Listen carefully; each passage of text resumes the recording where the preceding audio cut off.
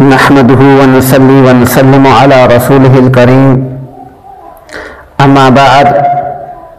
فأعوذ بالله من الشيطان الرجيم بسم الله الرحمن الرحيم ما كان محمد أبا أحد من رجالكم وقال الله تعالى في مقام آخر النبي أولى بالمؤمنين من أنفسهم صدق الله العظيم اللهم صل على محمد وعلى آل محمد كما صليت على إبراهيم وعلى آل إبراهيم إنك حميد مجيد اللهم بارك على محمد وعلى آل محمد كما باركت على إبراهيم وعلى آل إبراهيم إنك حميد مجيد. معزز سامعین اکرام، آج انشاءاللہ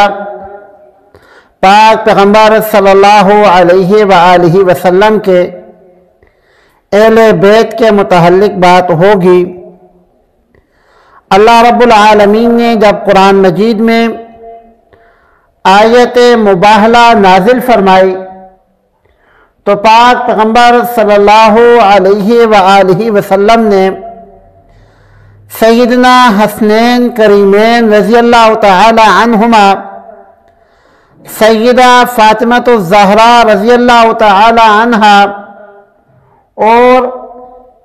حضرت علی رضی اللہ تعالی عنہ کو اپنی چادر مبارک کے نیچے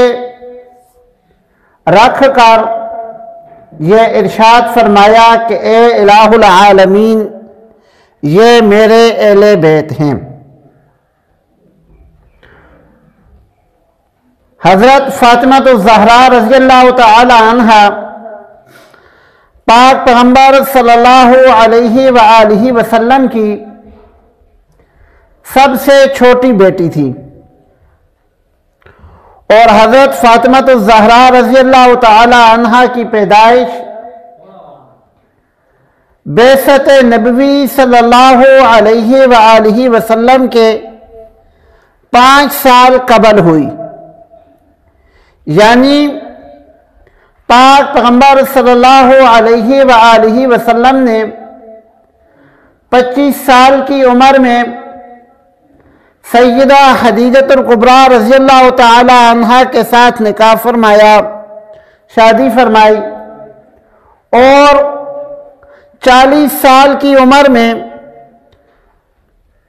پاک پیغمبر صلی اللہ علیہ وآلہ وسلم کو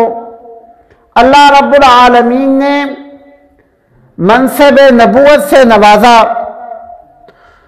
تو منصب نبوت نوازنے سے 5 سال پہلے، یعنی جب آپ صلی اللہ علیہ حضرت فاطمہ الزہرا رضی اللہ تعالی عنہا پیدا ہوئیں، حضرت فاطمہ الزہرا رضی اللہ تعالی عنہا پاک پیغمبر صلی اللہ علیہ وآلہ وسلم کی چوتھی صاحبزادی تھی۔ آپ صلی اللہ علیہ وآلہ وسلم کی 3 اور بیٹیاں بھی تھیں، ایک کا نام ام کلثوم تھا، ایک کا نام زینب تھا، اور ایک کا نام رقیہ تھا،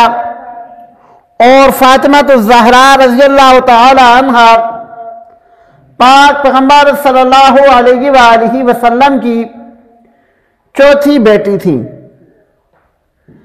آپ صلی اللہ علیہ وآلہ وسلم نے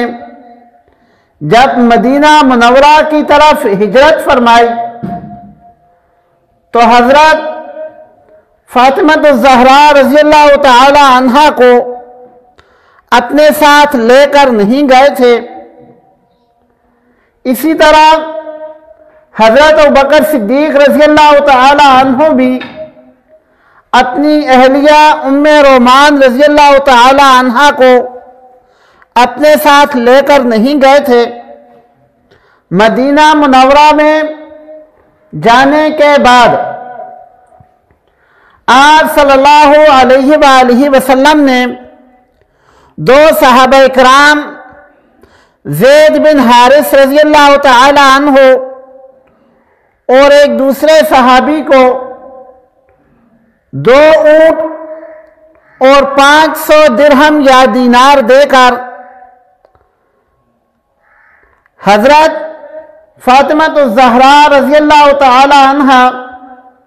اور ام کلثوم رضی اللہ تعالی عنہ کو لینے کے لیے بھیجا۔ ان کے ساتھ حضرت ابوبکر صدیق رضی اللہ تعالی عنہ نے حضرت عبداللہ بن اریقط لیثی رضی اللہ تعالی عنہ کو بھیجا کہ وہ جا کر حضرت عبداللہ سے کہیں، حضرت عبداللہ جو حضرت ابوبکر صدیق رضی اللہ تعالی عنہ کے بیٹے ہیں، کہ اپنی امی ام رومان رضی اللہ تعالی عنہ، حضرت عائشہ رضی اللہ تعالی عنہ اور حضرت اسماء رضی اللہ تعالی عنہ کو بھی مدینہ منورہ بھیج دیں۔ یہ لوگ جب مدینہ منورہ آئے تو ان کے ساتھ 1-2 اور آدمی بھی شریک ہو گئے۔ یہ 8-10 آدمیوں کا قافلہ ہجرت مدینہ کے بعد دوبارہ مدینہ منورہ گیا۔ جب یہ مدینہ منورہ پہنچے تو آپ صلی اللہ علیہ وآلہ وسلم نے وہاں پر حضرت فاطمہ الزہراء رضی اللہ تعالی عنہ کا نکاح حضرت علی رضی اللہ تعالی عنہ سے کیا۔ اس کے بارے میں مختلف احادیث ہیں، مختلف کتب بھی لکھی گئی ہیں۔ بہرحال آپ صلی اللہ علیہ وآلہ وسلم نے اپنی لخت جگر کا نکاح حضرت علی رضی اللہ تعالی عنہ سے کیا، اور حضرت علی رضی اللہ تعالی عنہ سے پوچھا کہ آپ کے پاس کوئی ایسی چیز ہے حق مہر دینے کے لیے یا اپنے گھر کے لیے؟ تو حضرت علی رضی اللہ تعالی عنہ کے پاس بعض کتب میں آتا ہے سواری تھی، بعض کتب میں آتا ہے زرہ تھی۔ انہوں نے وہ دے دی کہ میرے پاس تو یہی ہے۔ چنانچہ وہ زرہ بیچ کر شادی کے لیے کچھ سامان لیا گیا، اور جب ان دونوں حضرات کا نکاح ہو گیا تو آپ صلی اللہ علیہ وآلہ وسلم نے حضرت عائشہ رضی اللہ تعالی عنہا سے فرمایا کہ آپ ان کے لیے مکان تیار کر دو۔ حضرت عائشہ رضی اللہ تعالی عنہا نے جب مکان تیار کرنے کی تیاری شروع کی تو ان کے ساتھ حضرت ام سلمہ رضی اللہ تعالی عنہا معاون بنی،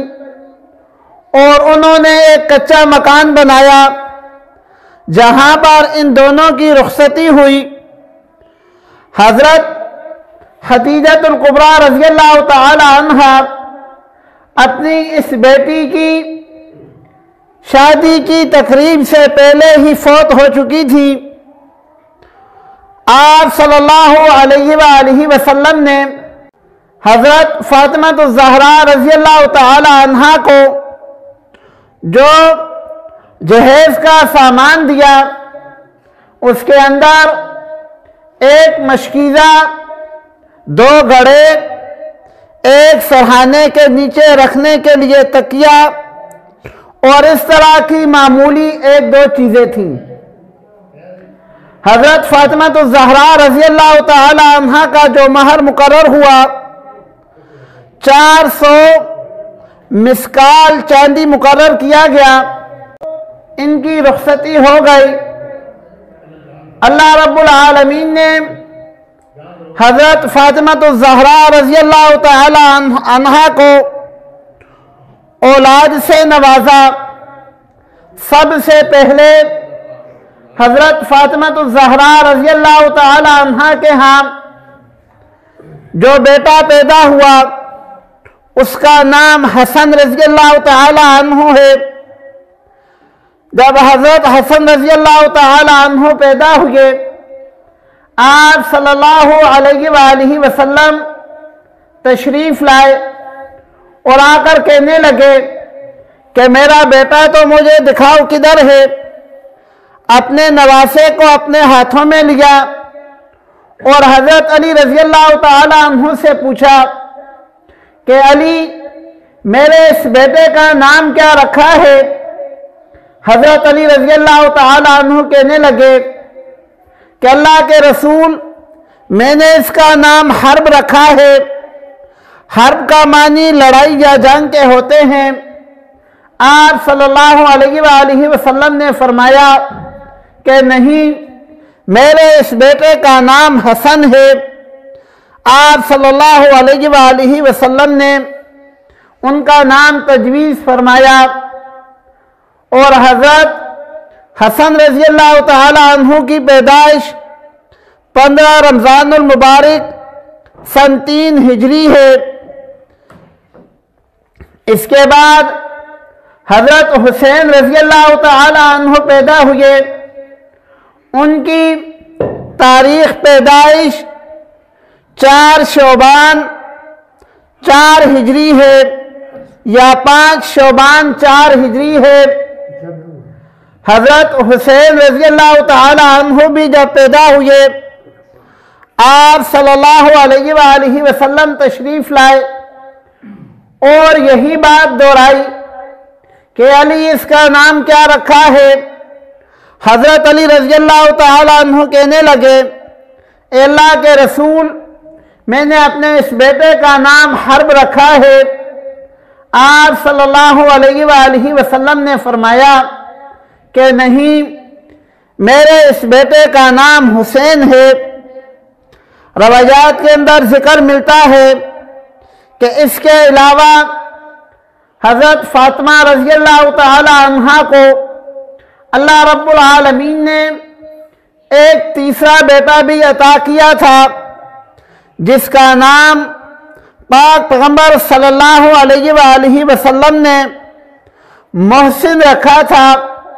لیکن یہ محسن رضی اللہ تعالی عنہ چھوٹی عمر میں ہی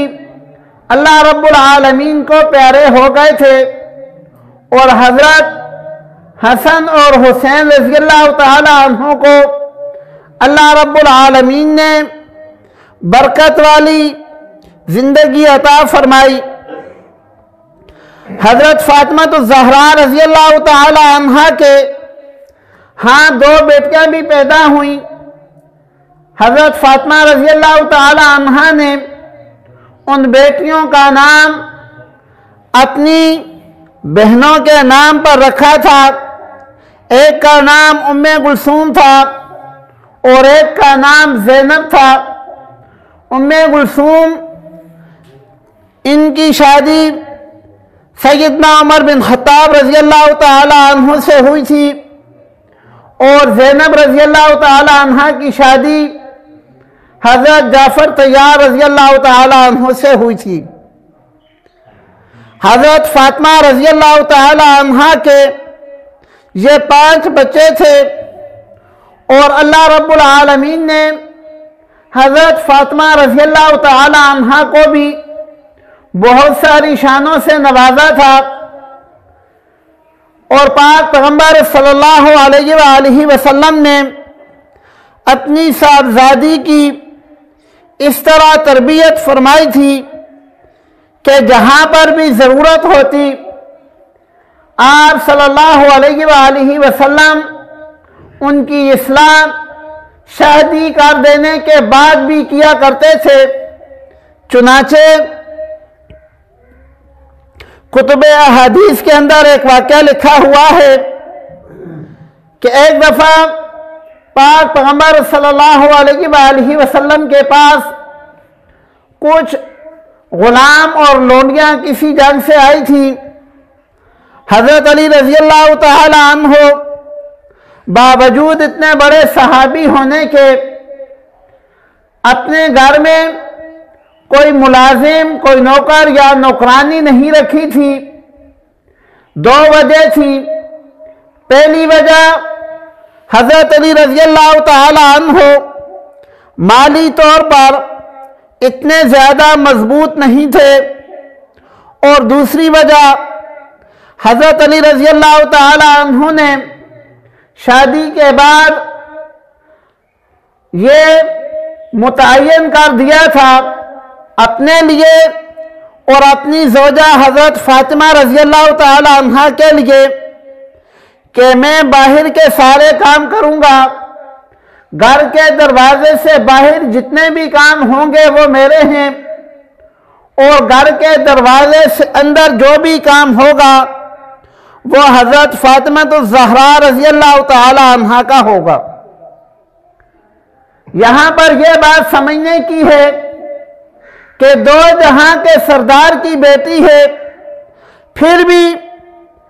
حضرت علی رضی اللہ تعالی عنہ یہ تقسیم کار فرما رہے ہیں کہ گھر کے کام